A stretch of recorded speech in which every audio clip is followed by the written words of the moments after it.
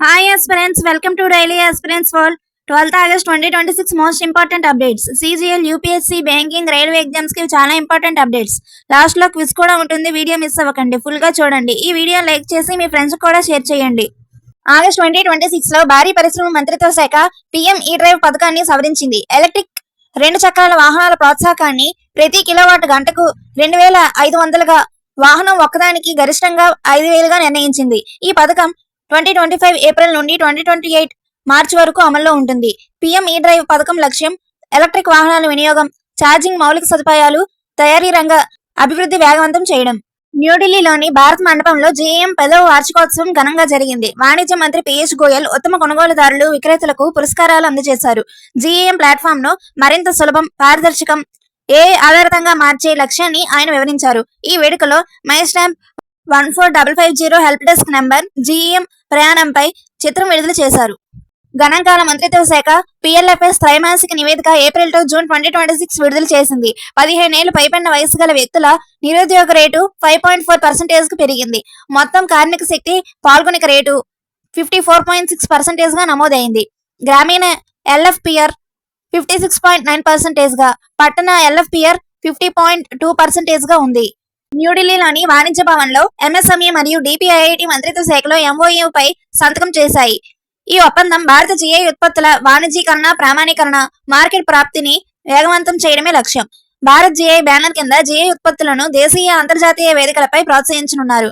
ఈ ఎంఓయూ ద్వారా ఓడి, OP, ONDC, GM ప్లాట్ఫామ్లలో GI ఉత్పత్తుల సమగ్రత బలోపేతం కానుంది. న్యూఢిల్లీలోని ఐఏఆర్ఐలో వ్యవసాయ మంత్రి శివరాజ్ సింగ్ చౌహాన్ ఎన్ఎస్పీ ఆధారిత స్కాలర్షిప్ ప్రారంభించారు. 6000 కంటే ఎక్కువ విద్యార్థులకు 21.35 కోట్లను డీవీటీ ద్వారా నేరుగా బ్యాంక్ ఖాతాల్లో జమ చేశారు. ఈ కార్యక్రమం విద్యార్థులకు నెలవారీ ఆర్థిక సహాయం సులభంగా అందించడమే లక్ష్యంగా ఉంది. వ్యవసాయ విద్యను సాంకేతికత, ప్రాక్టికల్ ట్రైనింగ్, పరిశ్రమ అనుసంధానంతో బలోపేతం చేయనున్నారు. న్యూఢిల్లీలో ఎన్ఏబిఎల్ భారతదేశపు మొట్టమొదటి mobile food testing lab accreditation పథకాన్ని ప్రారంభించింది. ఈ పథకం ద్వారా సమాజంకు దగ్గరగా నాణ్యతతో కూడిన ఆహార పరీక్ష సేవలు అందించబడతాయి. ఆహార భద్రత పర్యవేక్షణను బలోపేతం చేసి వేగవంతమైన నియంత్రణ చర్యలకు మార్గం సుముఖం చేస్తుంది. ఎన్ఏబిఎల్ యొక్క ఇంటిగ్రేటెడ్ అసెస్మెంట్ ప్రోగ్రాం కింద ఈ పథకం పరస్పర గుర్తింపు, నియంత్రణ, సమన్వయాన్ని ప్రోత్సహిస్తుంది.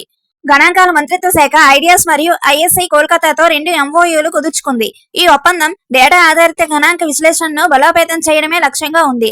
ఐడియాస్ జీడీపీ నౌకాస్టింగ్ టూల్ మరియు సమన్వయ సూచిక ఫ్రేమ్వర్క్ ను అభివృద్ధి చేయనుంది. ఈ భాగస్వామ్యం వికసిత్ భారత్ 2047 దృష్టితో ఆధారిత విధాన నిర్ణయాలను ప్రోత్సహిస్తుంది.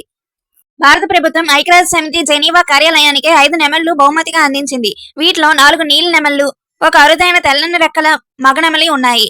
ఈ కార్యక్రమం భారత సహజ వారసత్వం, పర్యావరణ పరిరక్షణకు భారత నిబద్ధతను ప్రతిబింబిస్తుంది. నెమళ్లు 3 నెలల పాటు అవియారియాలో ఉంచి తరువాత జెనీవాలోని అరియానా పార్క్ లో విడుదల చేయబడతాయి.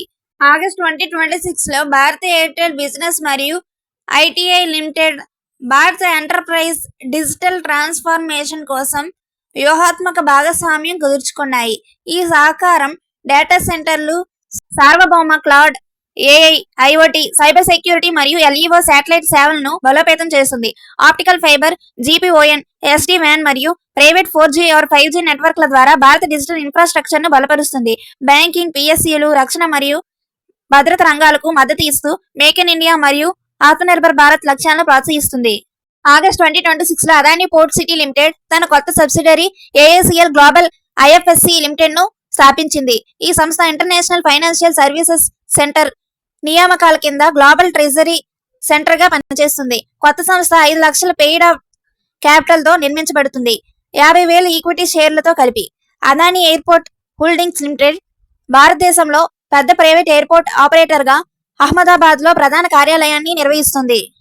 ఆగస్ట్ 2026 లో వియత్నాం స్పేస్ ఎక్స్ తో 2027 ట్రాన్స్పోర్టర్ రైట్ షేర్ మిషన్ కోసం ఉపగ్రహ ప్రక్షేపణ ఒప్పందం కుదుర్చుకుంది.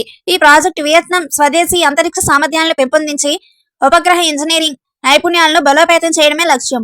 స్పేస్ ఎక్స్ ఫాల్కన్ 9 రాకెట్ ద్వారా బహుళ పేలోడ్లను ఒకే ప్రక్షేపణలో తీసుకెళ్లే రైట్ షేర్ మోడల్ ఉపయోగించబడుతుంది. విన్స్పేస్ ఉపగ్రహ డిజైన్, అసెంబ్లీ, పరీక్ష, ప్రక్షేపణ మరియు ఆపరేషన్లను స్వయంగా నిర్వహిస్తుంది.